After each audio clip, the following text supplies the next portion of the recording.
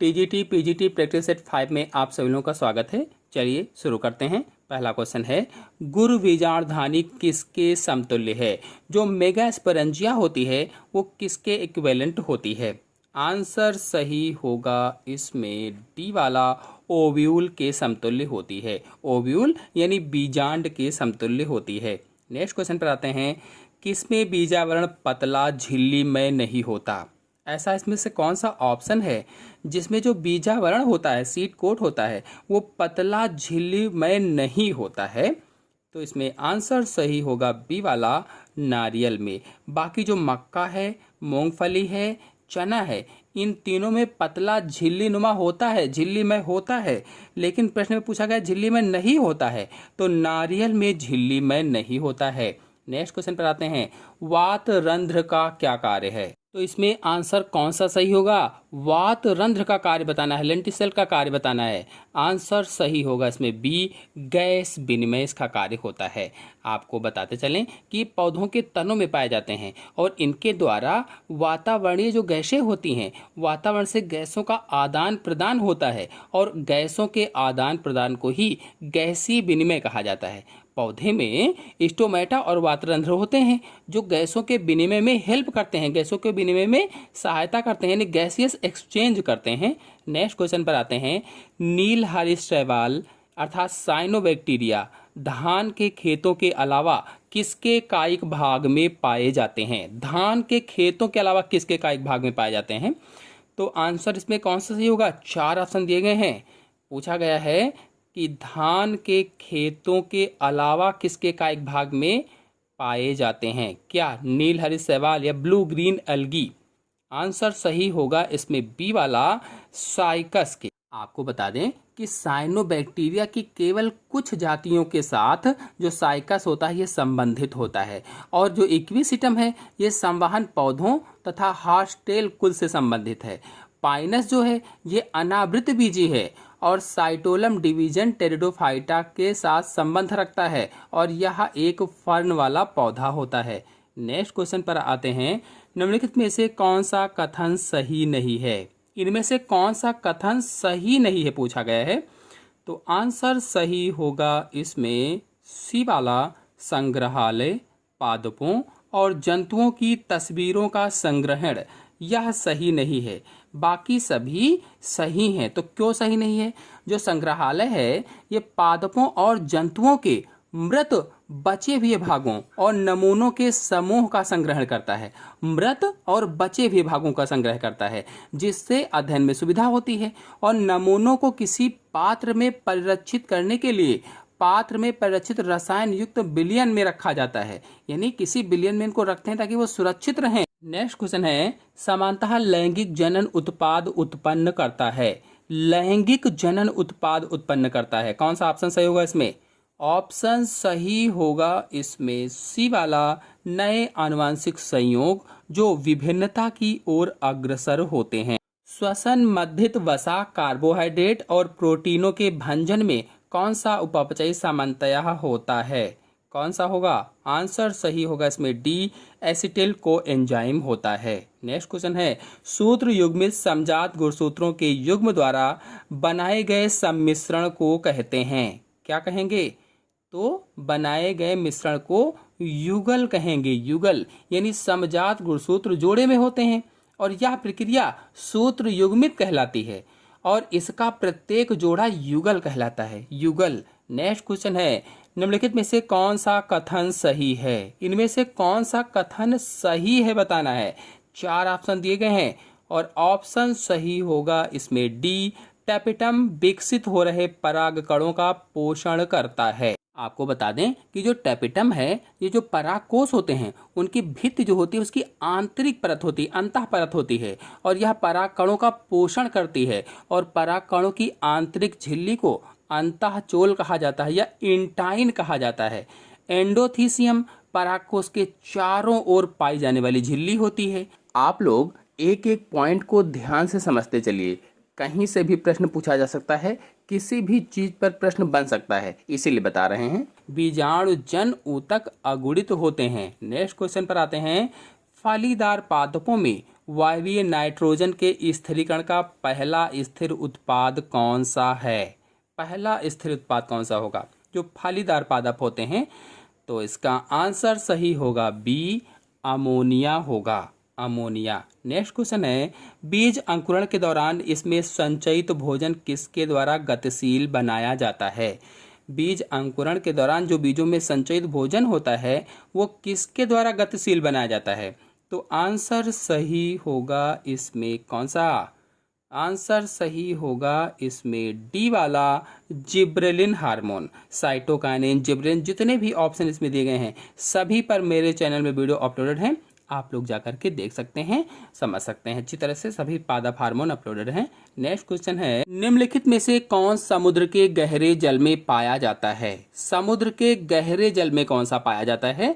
तो देखिए, Archie bacteria, you bacteria और तीसरा साइनो बैक्टीरिया है, जिसे नीलहरी शैवाल लिखा गया है, और चौथा है मृत जीवी कवक। तो इनमें से ऑप्शन सही होगा पहला वाला, आर्की बैक्टीरिया जो होते हैं ये समुद्र के गहरे जल में पाए जाते हैं। नेक्स्ट क्वेश्चन पर आते हैं, सिट्रिक अम्ल का अच्छा उत्पाद है। सिट्रिक अम्ल का अच्छा उत्पाद कौन सा है? इसमें से 4 ऑप्शन दिए गए हैं और ऑप्शन सही होगा इसमें पहला, एस्परजिलस, और इसका पूरा नाम एस्परजिलस नाइग्रम होता है। तो इस एस्परजिलस नाइग्रम को पादप जगत का गिनी पिग भी कहा जाता है। यह भी प्रश्न बन सकता है, इसको क्या कहा जाता है? पादप जगत का गिनी पिग कहा जाता है। किसको? एस्परजिलस नाइग्रम को। और ये सिट्रिक अम्ल का अच्छा उत्पाद होता है। नेक्स्ट क्वेश्चन है, जेनेटिक ड्रिफ्ट की संकल्पना किसने प्रस्तुत की थी? यानी संकल्पना प्रस्तुत की गई तो किसके द्वारा प्रस्तुत की गई थी?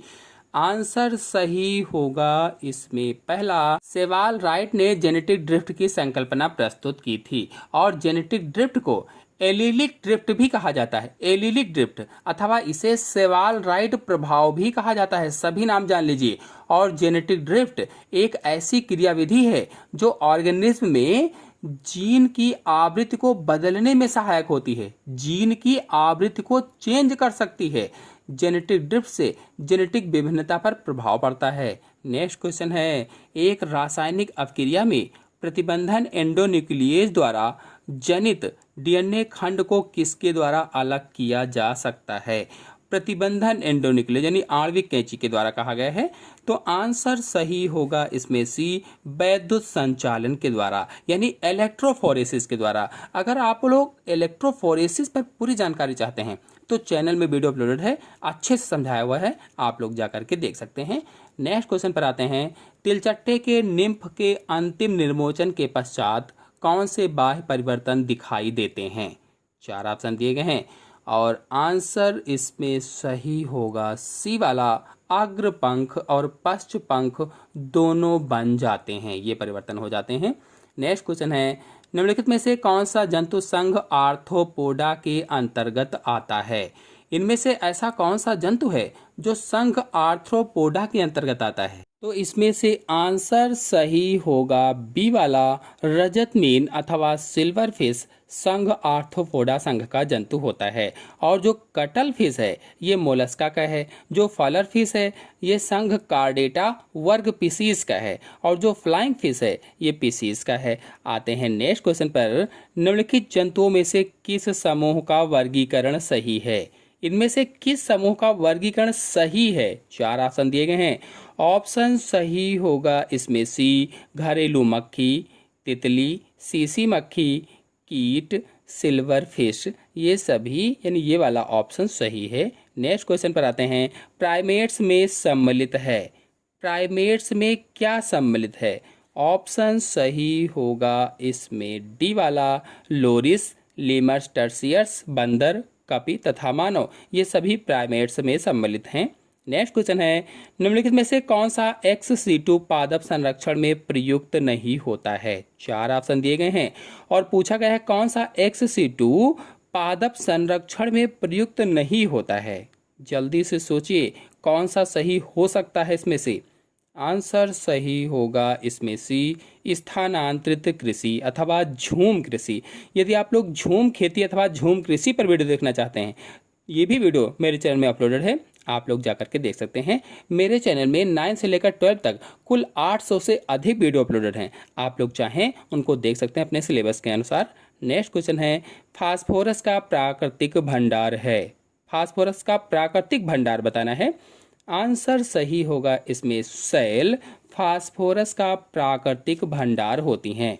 आपको बता दें कि फास्फोरस फास्फेट के रूप में पाया जाता है। जो इनमें जो चट्टानें होती हैं, सेल होती हैं, इसमें फास्फोरस फास्फेट के रूप में पाया जाता है। और समुद्री जल जंतुओं की अस्थियां और जीवाश्म कार्बन का भंडार होती हैं, कार्बन का। नेक्स्ट क्वेश्चन पर आते हैं। क्वेश्चन है, गाल्जी कॉम्प्लेक्स प्रमुख भूमिका निभाता है। किस में निभाता है? 4 ऑप्शन दिए गए हैं और पूछा गया है गाल्जी कॉम्प्लेक्स किस में प्रमुख भूमिका निभाता है। आंसर सही होगा इसमें डी वाला, ट्रांसलेशन के पश्चात प्रोटीनों के रूपांतरण तथा लिपिड्स के ग्लाइकोसाइडेशन में। आपको बता दें कि गाल्जी कॉम्प्लेक्स प्रोटीन एवं लिपिड के पश्च रूपांतरण में एक अहम रोल अदा करता है। प्रोटीन और किसमें? लिपिड्स के पश्च रूपांतरण में अहम रोल अदा करता है। नेक्स्ट क्वेश्चन है, निम्नलिखित जंतु समूहों में से कौन से एक ही संघ के अंतर्गत आते हैं? इनमें से कौन सा जंतु समूह ऐसा है जो एक ही संघ के अंतर्गत आता है, एक ही फाइलम के अंतर्गत आता है? आंसर सही होगा इसमें सी वाला, झींगा, बिच्छू और लोकस्ट। लोकस्ट यानी टिड्डी, ये एक ही संघ के अंतर्गत आते हैं। आपको बता दें कि झींगा, बिच्छू, टिड्डा आर्थ्रोपोडा संघ से संबंधित हैं और मलेरिया परजीवी प्लाज्मोडियम वाइवैक्स और अमीबा ये संघ प्रोटोजोआ से संबंधित हैं। जो मच्छर है ये संघ आर्थ्रोपोडा से संबंधित है और जो केचुआ है ये एनिलिडा से संबंधित है। नेक्स्ट क्वेश्चन है, एक गर्भवती स्त्री ने एक ऐसे बच्चे को जन्म दिया जो अल्प विकसित, मानसिक मंदता, निम्न बौद्धिक मापदंड एवं असामान्य त्वचा से ग्रस्त है। ऐसा किसके कारण हुआ? किस कारण हुआ ये? आंसर सही होगा इसमें पहला, आहार में आयोडीन की कमी के कारण हुआ। आपको बता दें कि अवाटो अल्पक्रियता से गर्भावस्था के दौरान पल रहे बच्चे में अल्प विकसित मानसिक मंदता, असामान्य त्वचा जैसे विकार उत्पन्न हो जाते हैं और वृद्धि हार्मोन का अल्पस्रावण अल्प विकसित वृद्धि रोधक कारक होता है, जिसके कारण बौनापन हो जाता है, बौनापन। और पार्स डिस्टैलिस अग्र पिट्यूटरी वृद्धि hormone, prolactin thyroid stimulating hormone और एडिनोकार्टिकोट्रोपिक हार्मोन, ल्यूटिनाइजिंग हार्मोन एवं फॉलिकल स्टिमुलेटिंग हार्मोन का उत्पादन करती है। और आपको बता दें कि अवाटो अल्पक्रियता आयोडीन की कमी से होता है, इसीलिए इसमें ऑप्शन सही क्या होगा? आहार में आयोडीन की कमी। नेक्स्ट क्वेश्चन पर आते हैं, निम्नलिखित में से कौन सा अपरा अथवा प्लेसेंटा का कार्य नहीं है? अपरा अथवा प्लेसेंटा का कौन सा कार्य इसमें से नहीं है?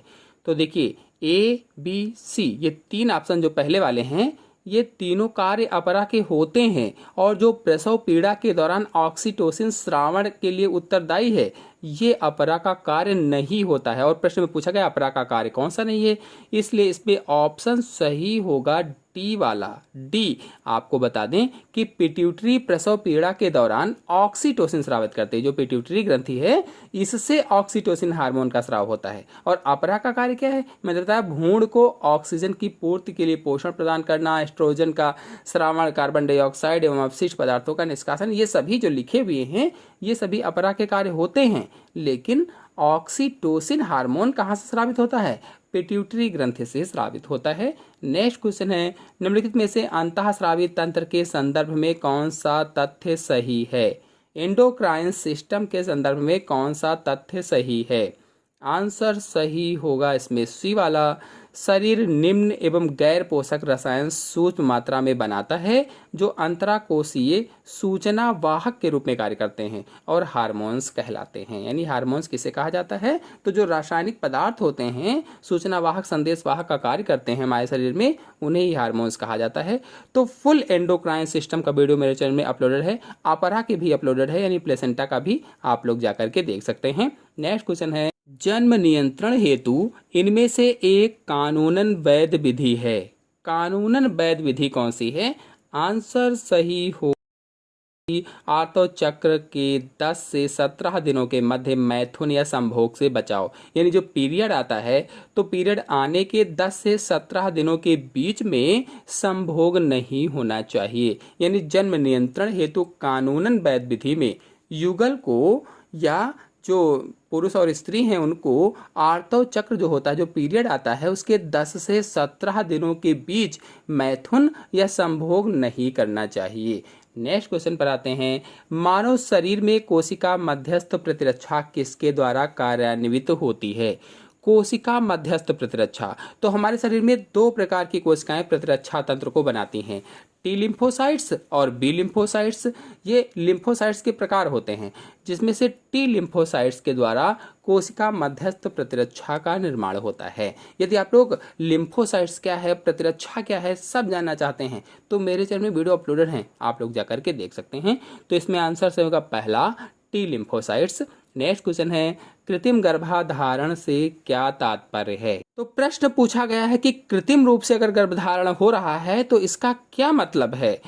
तो इसका आंसर सही होगा सी, योनि में एक स्वस्थ व्यक्ति के शुक्राणु का कृत्रिम रूप से प्रवेश ही कृत्रिम गर्भाधारण कहलाता है।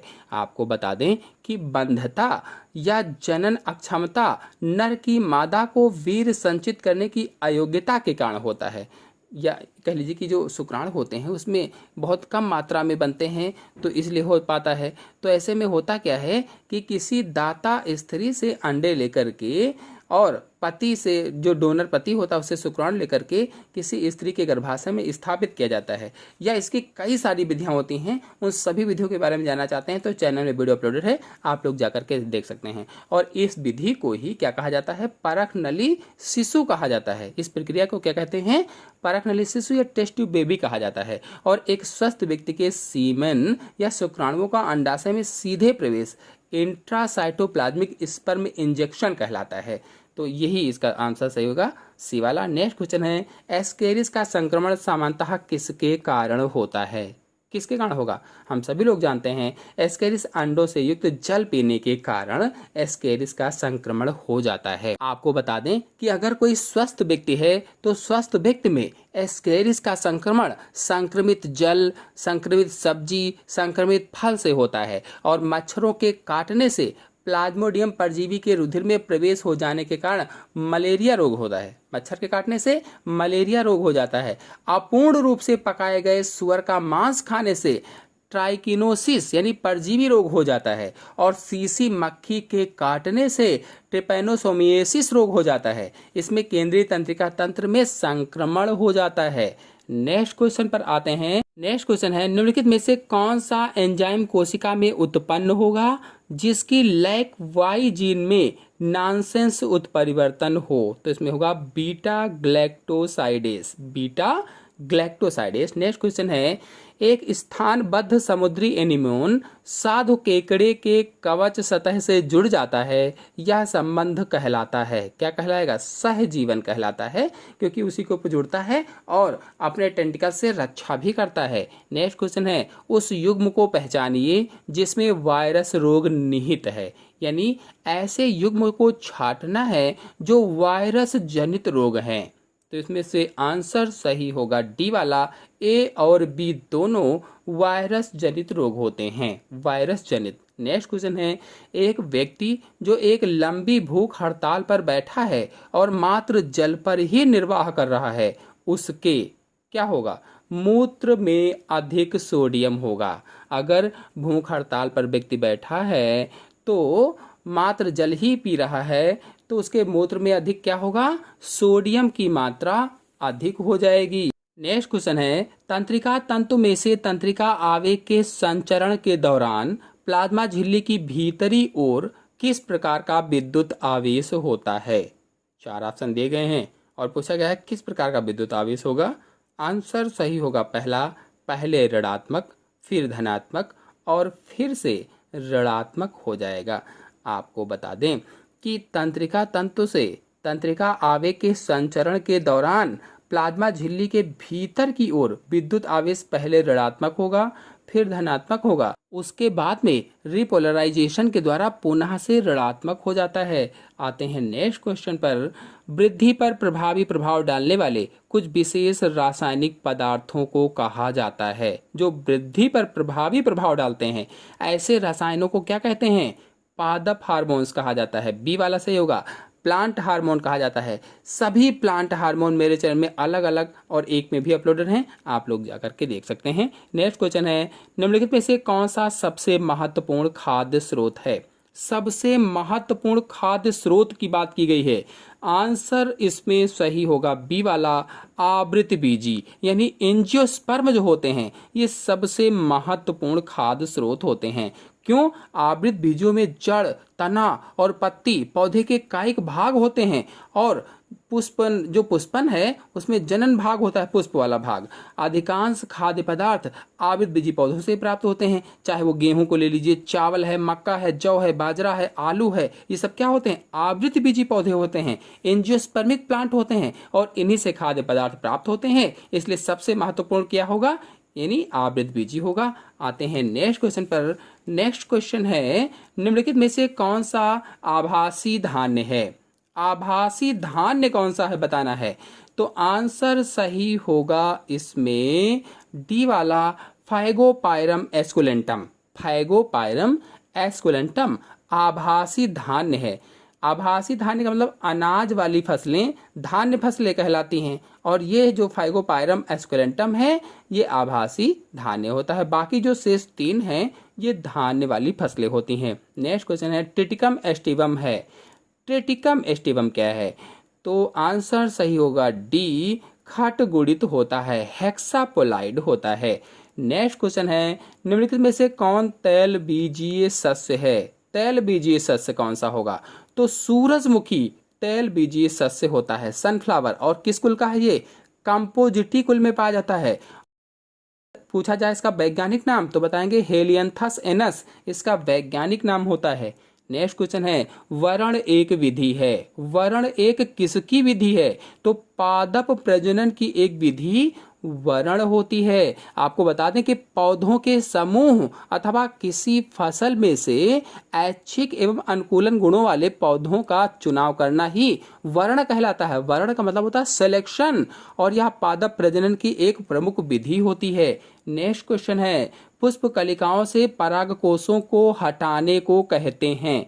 जो पुष्प कलिकाएं होती हैं उनमें से परागकोष हटाने को क्या कहा जाता है? आंसर सही होगा पहला, विपुंसन कहा जाता है। विपुंसन यानी चिमटी की सहायता से पराग कोषों को यानी एंथर्स को हटाना ही विपुंसन कहलाता है। नेक्स्ट क्वेश्चन पर आते हैं, पादप प्रजनन के मुख्य उद्देश्य क्या होते हैं? मुख्य उद्देश्य कौन से होंगे?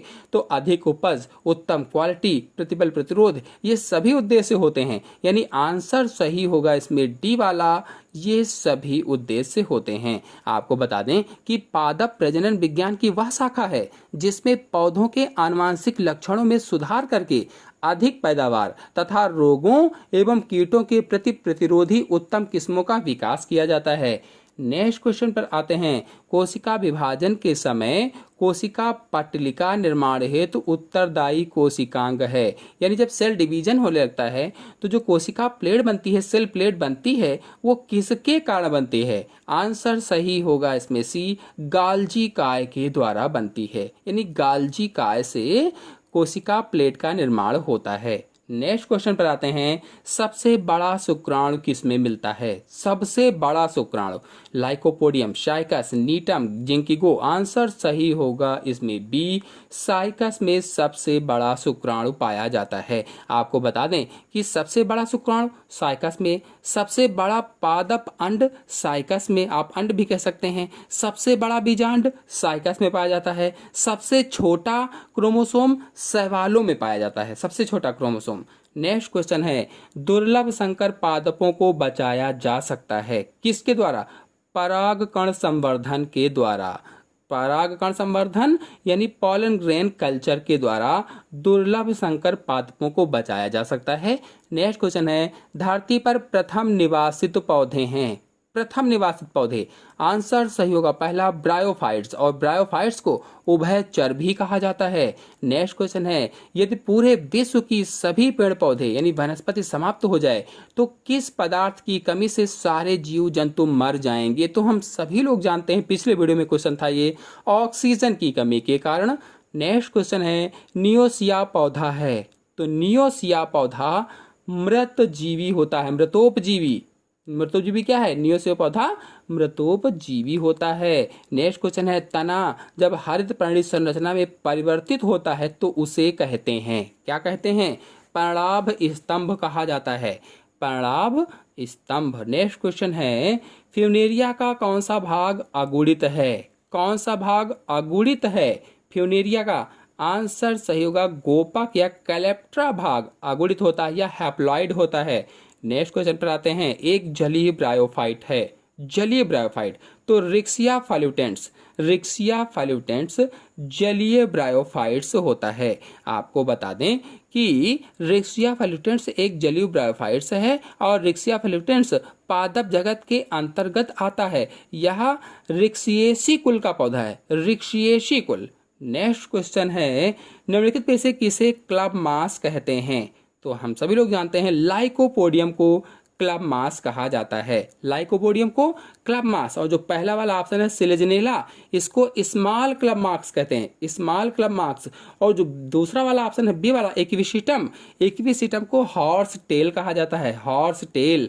नेक्स्ट क्वेश्चन है, कवक सदैव होते हैं, कवक सदैव क्या होते हैं? आंसर होगा विविध पोषी होते हैं। स्वपोषी जो अपना भोजन स्वयं बना ले, मृतोपजीवी जो अपना भोजन मृत सड़े गले पदार्थों से प्राप्त करते हैं, और परजीवी जो अपना भोजन दूसरे जीवों से प्राप्त करते हैं।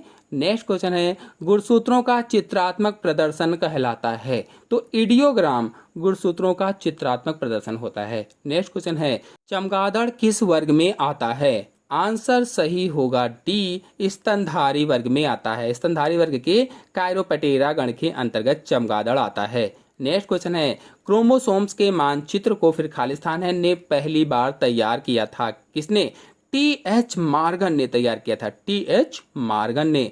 नेक्स्ट क्वेश्चन है, नव डार्विनवाद के अनुसार जीवन के विकास के लिए उत्तरदायी है उपर्युक्त दोनों, यानी उत्परिवर्तन भी और प्राकृतिक चयन भी, ये दोनों उत्तरदायी होते हैं। नेक्स्ट क्वेश्चन है, कशेरुकी में हृदय स्पंदन होता है, किसके द्वारा? तो कशेरुकी प्राणियों में हृदय स्पंदन मांसपेशियों के द्वारा होता है, यानी कशेरुकी में हृदय स्पंदन मांसपेशियों के द्वारा। और इसकी उत्पत्ति अगर पूछा जाए तो पेस मेकर या यस ए ग्रेड के द्वारा होती है। नेक्स्ट क्वेश्चन है, कोलेस्ट्रॉल संश्लेषित होता है किसमें? यकृत में कोलेस्ट्रॉल संश्लेषित होता है, यानी कोलेस्ट्रॉल कहाँ से बनता है? यकृत से, या लीवर से। नेक्स्ट क्वेश्चन है, फ्लोटिंग पसलियां पाई जाती हैं, फ्लोटिंग पसलियां किस में पाई जाती हैं? आंसर सही होगा बी, खरगोश में फ्लोटिंग पसलियां पाई जाती हैं। नेक्स्ट क्वेश्चन पर आते हैं। नेक्स्ट क्वेश्चन है, एंड्रोजन हार्मोन्स का श्रावण किया जाता है, किसके द्वारा होता है? आंसर सही होगा इसमें बी, लीडिंग कोशिकाओं के द्वारा एंड्रोजन हार्मोन का श्रावण होता है। आपको बता दें कि एंड्रोजन हार्मोन का श्रावण वृषण यानी टेस्टिस के लीडिंग सेल के द्वारा होता है, और यही कोशिका का अंतःस्रावी भाग होता है जो स्ट्राइड हार्मोन का श्रावण करता है। इन्हें ही एंड्रोजन कहा जाता है, और इसका प्रमुख हार्मोन टेस्टोस्टेरोन होता है जो नर हार्मोन होता है। स्त्रियों की बात की जाए, स्त्री जनन हार्मोन एस्ट्रोजन होता है जो फॉलिकुलर कोशिका से स्रावित होता है, और कार्पस ल्यूटियम से प्रोजेस्टेरॉन हार्मोन स्रावित होता है। नेक्स्ट क्वेश्चन है, होंगो डी व्रीज ने जैव विकास का उत्परिवर्तन सिद्धांत प्रतिपादित किया जब वह कार्य कर रहे थे, किस पर कार्य कर रहे थे? ओइनोथीरा लेमेरकियाना पर जब वो कार्य कर रहे थे, यानी संध्या प्रिमिरोज पर जब वो कार्य कर रहे थे तब इन्होंने किया था। आते हैं नेक्स्ट क्वेश्चन पर। नेक्स्ट क्वेश्चन है, संघ आर्थ्रोपोडा में उत्सर्जन होता है, संघ आर्थ्रोपोडा में उत्सर्जन किसके द्वारा होता है? तो ग्रीन ग्रंथियों के द्वारा संघ आर्थ्रोपोडा में उत्सर्जन होता है, ग्रीन ग्रंथियों के द्वारा। और आपको बता दें, जो ज्वाला कोशिकाएं होती हैं इनके द्वारा उत्सर्जन प्लेटी हेलमिन्थीज संघ में होता है, प्लेटी हेलमिन्थीज। और जो रेनेट कोशिकाएं हैं इसमें एस्के हेलमिन्थीज में होता है, नेफ्रेडिया एनिलिडा में होता है, केबर के अंग मोलस्का में होता है, जैसे यूनियो में। मेलपीघी नलिका आर्थ्रोपोडा में उत्सर्जन मेलपीघी नलिकाओं के द्वारा होता है। और जो प्राण होते हैं, झींगा होते हैं, इसमें उत्सर्जन कोक्सल ग्रंथियों के द्वारा होता है, कोक्सल ग्रंथियों के द्वारा। नेक्स्ट क्वेश्चन पर आते हैं, संघ पोरीफेरा का उदाहरण है। पोरीफेरा का उदाहरण तो साइकान पोरीफेरा का उदाहरण होता है। और साइकान पर वीडियो मेरे चैनल में अपलोडेड है, पोरीफेरा पर अपलोडेड है, जितने भी संघ हैं सभी संघों पर अपलोडेड है वीडियो, आप लोग जाकर के देख सकते हैं। नेक्स्ट क्वेश्चन है, मेढक के टैडपोल में क्लोमो के पाए जाने के संकेत मिलते हैं या मिलता है कि? आंसर सही होगा इसमें डी, मेढक गिल युक्त पूर्वजों से विकसित हुए हैं, गिल युक्त पूर्वजों से। नेक्स्ट क्वेश्चन है, डीएनए और आरएनए के बीच समानता यह है कि दोनों, डीएनए और आरएनए के बीच समानता क्या है, ये पूछा गया है।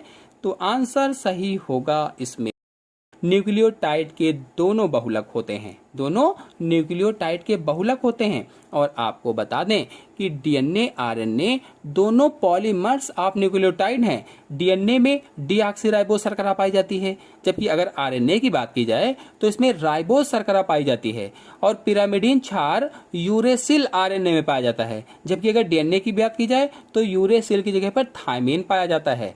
डीएनए द्विचक्राकार होता है, डबल हेलिक्स होता है, जबकि जो आरएनए होता है एक चक्राकार होता है, यानी सिंगल हेलिक स्ट्रक्चर होता है। आते हैं नेक्स्ट क्वेश्चन पर, तो सभी अंतर आप जान गए होंगे। नेक्स्ट क्वेश्चन पर आते हैं, कशेरुकी प्राणियों में ट्राइजेमिनल तंत्रिका होती है। आंसर सही होगा इसमें सी, 5वीं कपाल तंत्रिका होती है। और मनुष्य में 12 जोड़ी कपाल तंत्रिकाएं पाई जाती हैं, 12 जोड़ी। नेक्स्ट क्वेश्चन है, साइकस के पालन चैम्बर और आर्किगोनियल चैम्बर के मध्य ऊतक है। आंसर सही होगा इसमें बी वाला, न्यूसेल्स ऊतक होता है, न्यूसेल्स ऊतक। नेक्स्ट क्वेश्चन है, हीमोसिलोमिक तंत्र किस सदस्यों में पाया जाता है? हीमोसिलोमिक तंत्र, आंसर सही होगा इसमें पहला, आर्थ्रोपोडा सदस्यों में हीमोसिलोमिक तंत्र पाया जाता है। नेक्स्ट क्वेश्चन है, टसर सिल्क प्राप्त होती है। टसर सिल्क किससे प्राप्त होती है? आंसर सही होगा इसमें बी, एंथीरिया पैफिया से टसर सिल्क प्राप्त होती है। और बॉम्बिक्स मोरी की बात की जाए तो बॉम्बिक्स मोरी से क्या प्राप्त होता है? रेशम। नेक्स्ट क्वेश्चन पर आते हैं, अर्धसूत्री और सूत्री विभाजन एक दूसरे से भिन्न है, क्योंकि अर्धसूत्री विभाजन में क्या होता है? आंसर सही होगा डी, ये सभी सही हैं। नेक्स्ट क्वेश्चन है, प्लाज्मोडियम की कौन सी अवस्था मनुष्य के लिए संक्रामक है? कौन सी अवस्था संक्रामक होगी? आंसर सही होगा इसमें सी, स्पोरोजाइट अवस्था संक्रामक अवस्था कहलाती है। आशा है आप सभी लोगों को प्रैक्टिस सेट 5 के सभी क्वेश्चन समझ में आए होंगे।